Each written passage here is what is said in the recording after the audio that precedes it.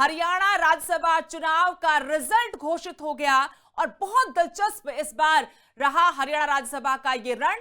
राज्यसभा चुनाव में BJP hat trick से चूक गई। चुनाव में कांग्रेस की बाड़ेबंदी काम आई। कांग्रेस भाजपा को एक एक सीट मिली है। एक वोट से भी कम के अंतर से कांग्रेस के उम्मीदवार करमवीर बौद्ध चुनाव जीत गए हैं। बीजेपी के संजय भाटिया को 31 वोट मिले। कांग्रेस के करमवीर सिंह बौद्ध को 28 वोट मिले हैं। निर्दलीय उम्मीदवार सतीश नांदल को 27 वोट पड़े। और जीत हार का ये बड़ा अपडेट आपको दे दें कि बीजेपी के संजय भाटिया राज्यसभा पहुंच गए हैं, तो कांग्रेस के करमवीर बौद्ध भी चुनाव जीत गए हैं, लेकिन बहुत ही मामूली अंतर से।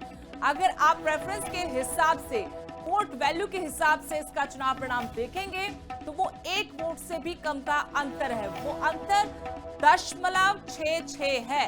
अगर एक वोट जो बीजेपी की तरफ से रद्द हुआ है, अगर वो रद्द नहीं होता तब करमवीर बौद्ध हार जाते, निर्दलीय उम्मीदवार जीत जाते।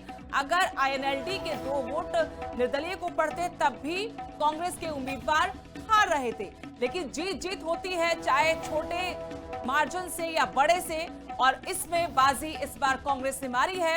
लेकिन यह भी बात है कि कांग्रेस ये चुनाव जीतकर भी हार गई है, क्योंकि 37 विधायक होने के बाद भी 5 विधायकों की क्रॉस वोटिंग हुई है। मात्र 28 वोट मिलना एक बड़ा सवाल खड़ा करता है। कैसे कांग्रेस के खेमे में सेंधमारी बीजेपी की तरफ से की गई। हरियाणा राज्यसभा चुनाव का रण इस बार बेहद दिलचस्प इसलिए था कि मात्र 2 सीटें जिसके लिए चुनाव होना था, लेकिन यहां पर निर्दलीय उम्मीदवार के तौर पर सतीश नांदल ने नामांकन किया। विक्ट्री साइन दिखाते भूपेंद्र सिंह हुड्डा, और गंभीर मुद्रा जरूर है। वो समझते थे कि इस बार का राज्यसभा का चुनाव हार जीत का चुनाव नहीं है, बल्कि उनकी प्रतिष्ठा का भी चुनाव है। उनकी साख का सवाल बन गया था। और इस जीत के बाद मीडिया से बातचीत करते हुए भूपेंद्र सिंह हुड्डा, 2 बार के मुख्यमंत्री, वर्तमान में नेता प्रतिपक्ष, उन्होंने कहा कि हमारे लिए ये चुनाव बड़ी चुनौती था, अग्नि परीक्षा था। ये परीक्षा हम पास कर चुके हैं। अब मायने नहीं रखता कि कितने वोट के अंतर से चुनाव जीता है। जीत है। विरोधी भले ही कह रहे कि कांग्रेस ये चुनाव जीतकर भी हार गई है, लेकिन विक्ट्री साइन दिखाते हुए नेता प्रतिपक्ष भूपेंद्र सिंह हुड्डा, प्रभारी बीके हरिप्रसाद और उनके साथ पार्टी प्रदेश अध्यक्ष राव नरेंद्र सिंह आपको नजर आ रहे हैं। विधानसभा से जब चुनाव परिणाम घोषित किया गया, हाव भाव 16 घंटे के अंदर कई दफा बदले, चाहे बीजेपी के चेहरे हों या फिर कांग्रेस के, क्योंकि 16 घंटे बाद इंतजार की घड़ियां खत्म हुई। 16 घंटे बाद राज्यसभा के चुनाव का परिणाम घोषित किया गया। 3 ऑब्जेक्शन लगाए गए थे। 5 बजे से काउंटिंग शुरू होनी थी, लेकिन काउंटिंग काफी देर से शुरू हुई। जो ऑब्जेक्शन लगाए गए वो आपको बता दें। ऑब्जेक्शन क्या थे?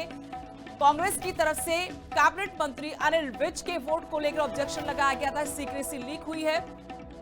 उसके अलावा बीजेपी ने एलनाबाद से कांग्रेस के विधायक भरत सिंह बेनीवाल को लेकर ऑब्जेक्शन लगाया। टोहाना से कांग्रेस के विधायक परमवीर सिंह को लेकर ऑब्जेक्शन लगाया।